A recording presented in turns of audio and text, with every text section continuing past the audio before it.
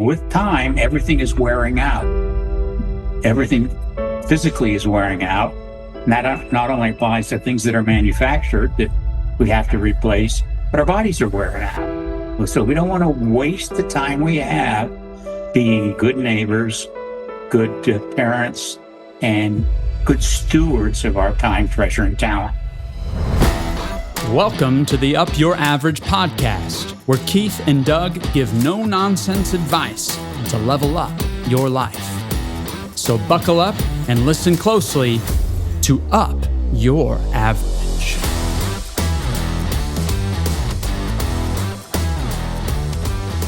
Good morning, Doug. It is another great day to be live on Up Your Average.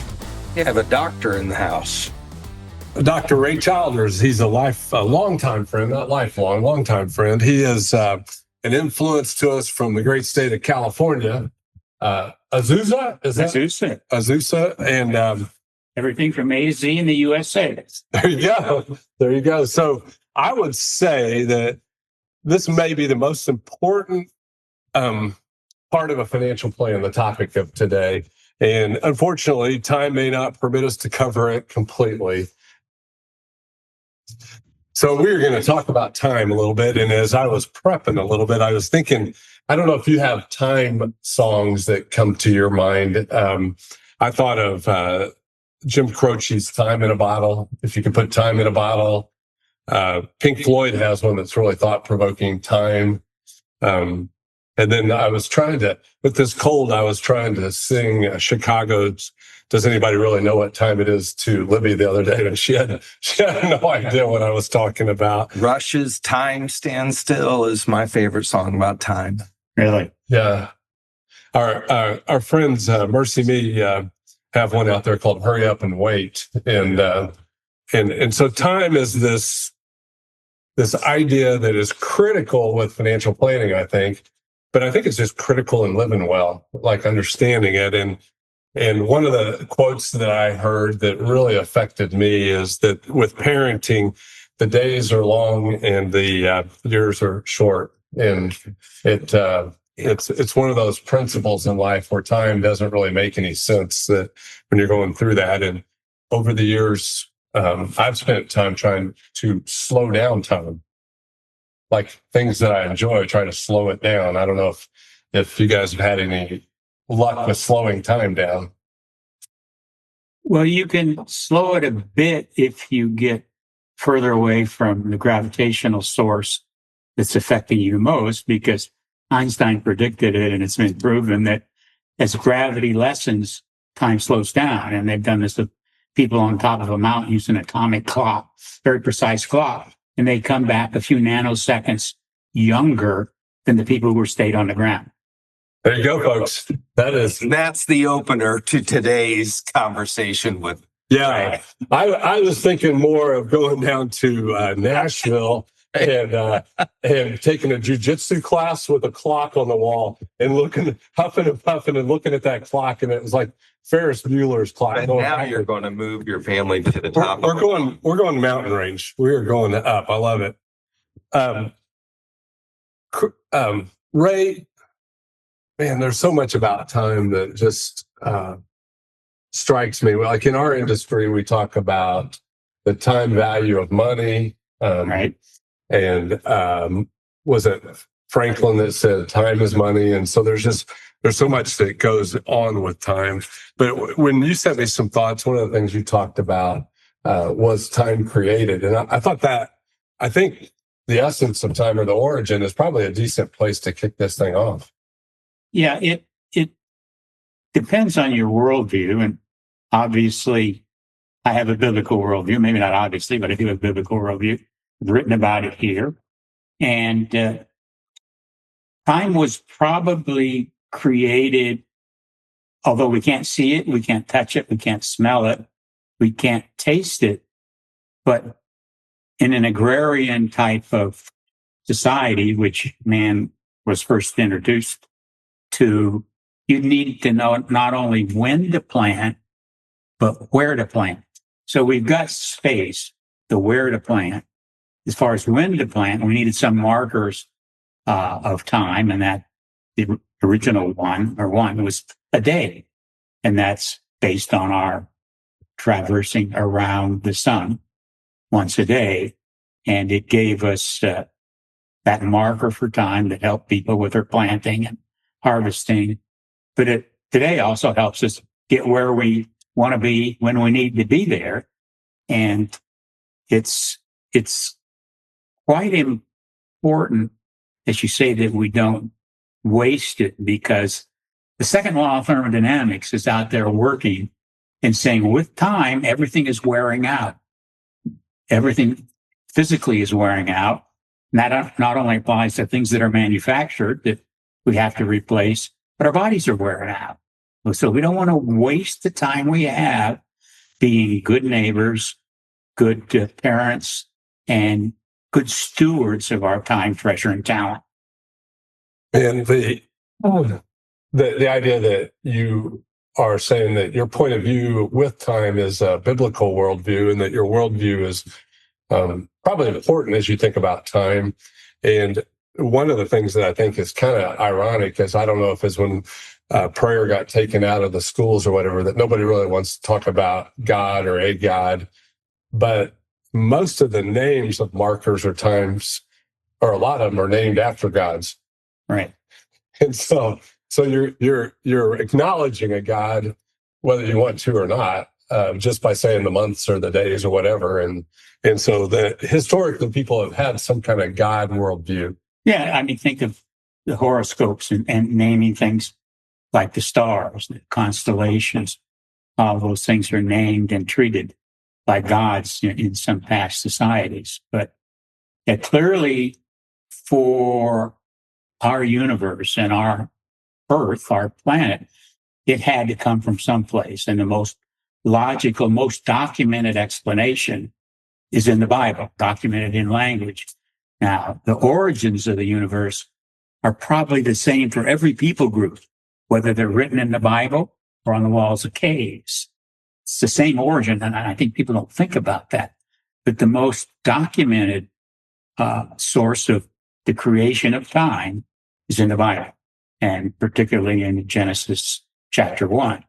And in order to have the universe and the earth created, you have to have a creator, which has to be bigger and outside of the creation.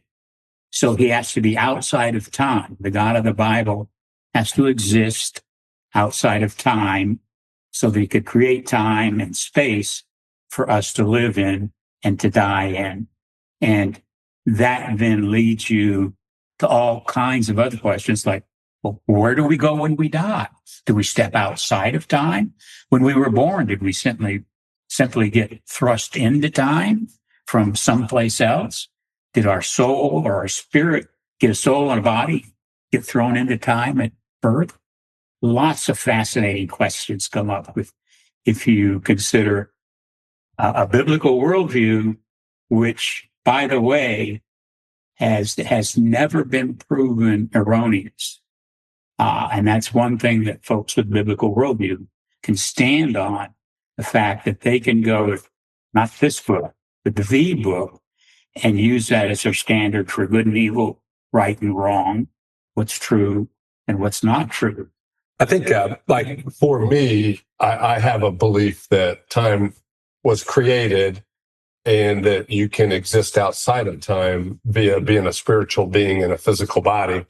And probably the most encouraging belief concept in that comes out of David's writing in Psalm 139. And he says, you were fearfully and wonderfully made. And so what I personally believe is, before the creation of time, I envision the Trinity sitting at a high top, like in a bar, hanging out and talking about this creation named Keith. And for some amount of time, they were thinking specifically about me, and probably in my belief system is even longer than I'm going to be on this planet, because in that same book of the Bible, it says that God thinks about you more than there are grains of sand. Yeah. And there, if you've traveled in and you just pay attention to sand, there's a lot of grains of sand out there. So So a hopeful worldview is that God did think about you, that you were fearfully and wonderfully made, and that happened I think, outside of time. Yeah, Psalm 139 also says that I knew you when you were knit together in your mother's womb.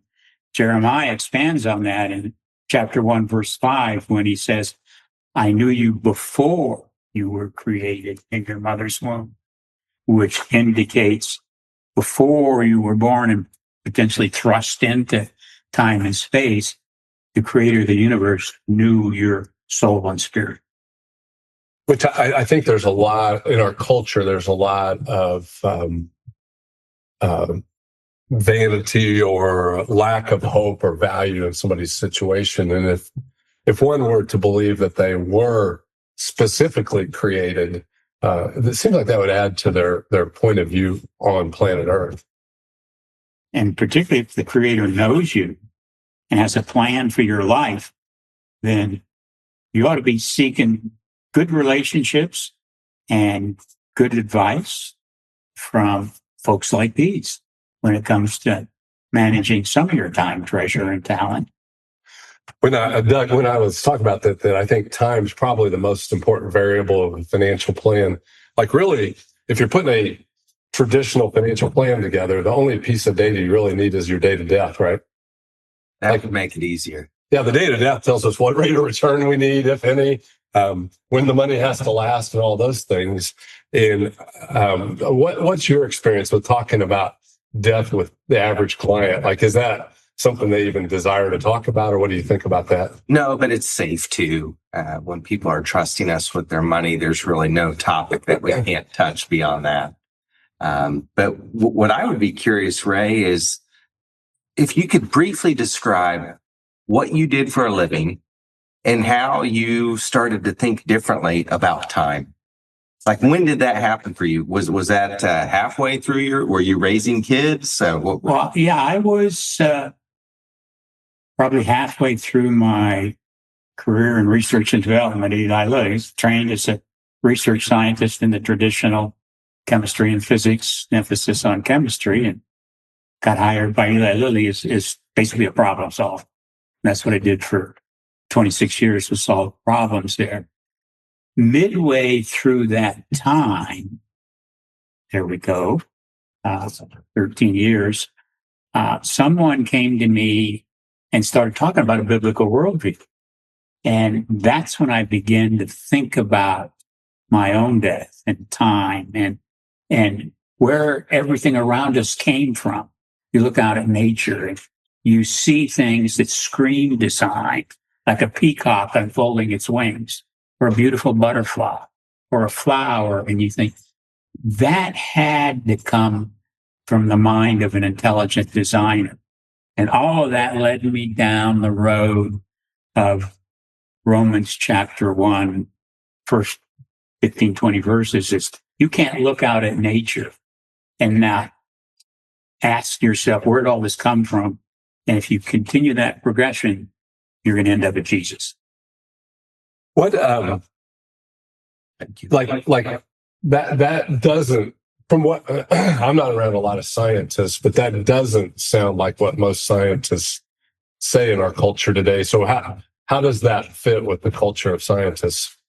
Well, back in the 17th, 18th century, the existentialist philosophers, this is probably 18th century, like Camus and Sartre, and some since then, have said you can't have complete freedom to do whatever you'd like.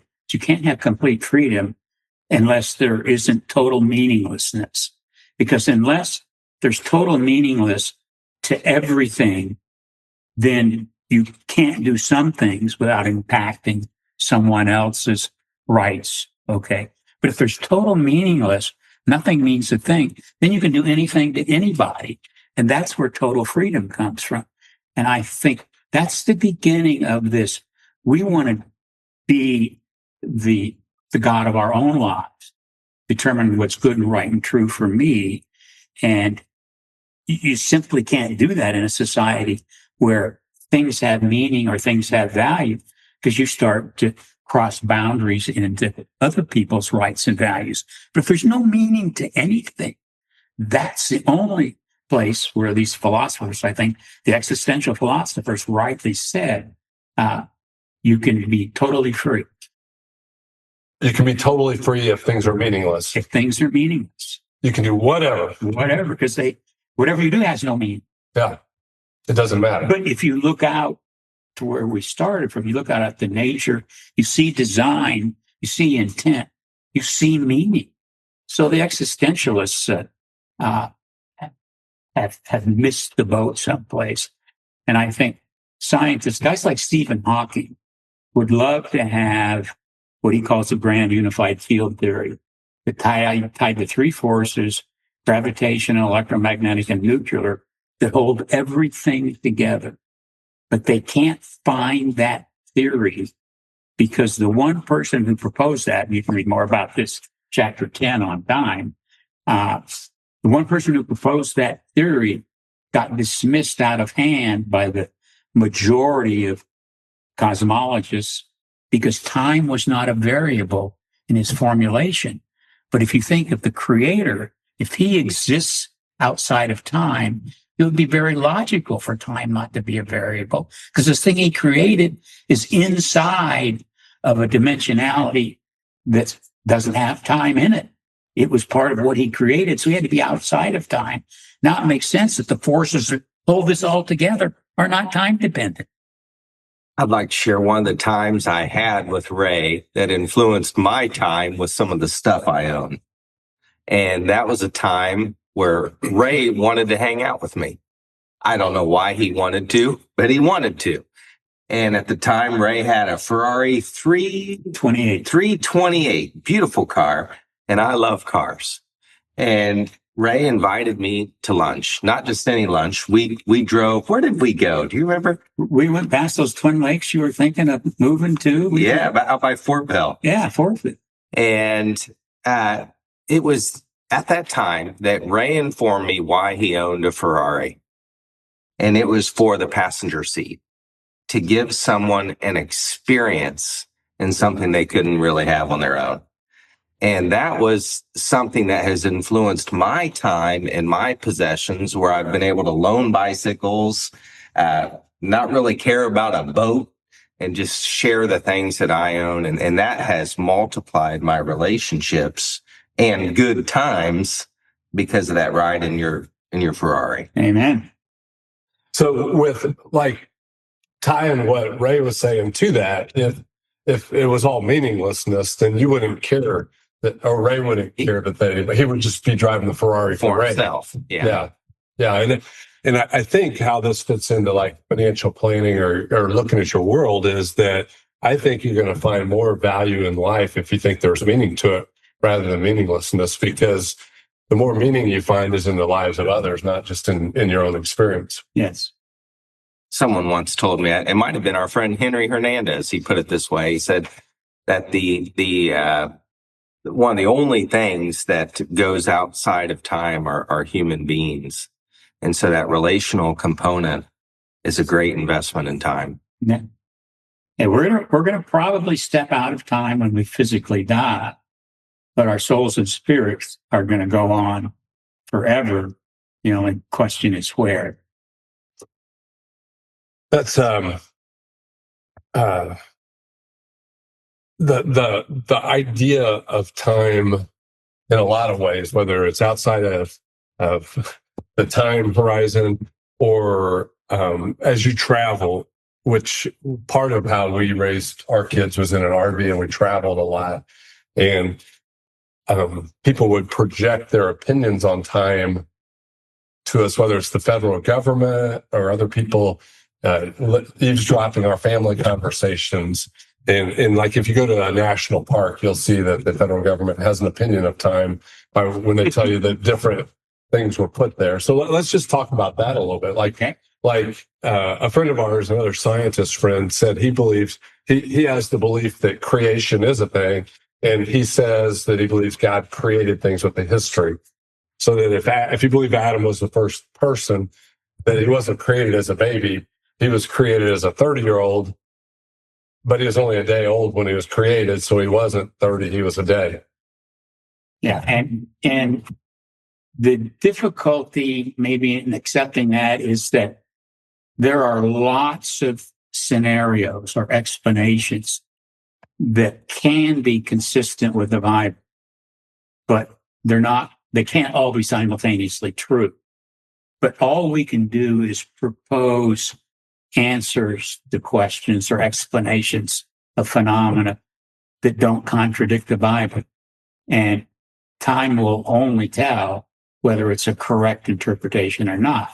We can surely discard all the ones that contradict the Bible, because the Bible itself has defined itself as being true. And it's never in its history been proven to be wrong or contradictory to itself. So with that historical time, part of your training, then you got to spend time with a relevant person historically. Well, tell us a little bit about that. Bill Libby was one of my mentors when I went through my college professors at UCLA. And Bill won the Nobel Prize for radiocarbon dating, which you could then use to date the age of things from the past. How long had they been dead? And so this was used in fossils. Now, the problem with radiocarbon dating, without getting into all the chemistry, is only good for 50, 60,000 years, because you're measuring the half-life of the decay of radioactive carbon-14. Of course. So the operative word is not all that chemistry and physics, but that it's good for 50, 60,000 years, period. Now, it theoretically is good forever, but you can't find any radioactive carbon after about 10 half-lives of its decay, which is 50, 60,000 years. Man, what a joy, Ray. So fossils can only be dated that far back. And these millions of years that we've attached to these historical periods of the dinosaurs. Dinosaurs are real. We have fossils of that. But the ages attached to when they existed are completely circular reason. I was doing some prep time yesterday, Ray, because I don't know anything about carbon dating. I was just reading and so I was arguing with AI about this yesterday. And then there was some kind of lead dating. I forget what they called it. That is supposed to go farther than the 50 or 60,000 years. And I said, but I was asking AI, how can anybody know whether this is accurate or not? And they said to me, it's accurate within a million years. And that's what I'm like, well, that's not accurate of anything. Like a million years, give or take, is like your whole worldview to be that. Well, when you're talking about billions of years for the age of the universe, then a million may be okay. The problem becomes with these dating methods. What the assumptions are, and when you date a fossil for more than, let's say, you could with carbon-14, because these are carbon-containing living species, the dating usually comes from rocks like volcanic rock, which you can date back because if it has any trapped uranium or other radioactive, you can date these things back 3-4 billion years, okay, based on the half-life of what they're found with.